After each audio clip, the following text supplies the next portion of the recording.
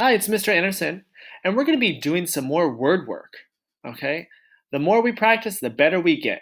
We're going to be doing some the beginning sounds of words and rhyming sounds because that's going to help us become even stronger and better readers. Let's start with question one. Question one: what word starts like slug? Now, see, slug starts with an S, and S has the s sound. Can you say that? Awesome work. So slug, beep or sleep?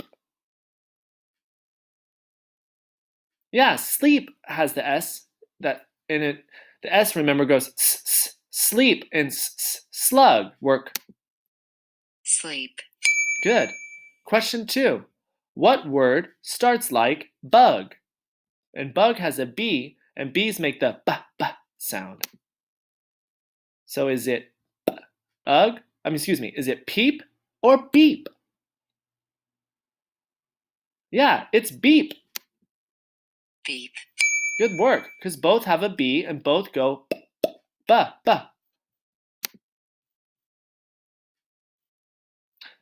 Question three: what word starts like kid? Is it peep or keep? It's keep, because both keep and kid have the K in the beginning, and K goes k. Can you make that sound?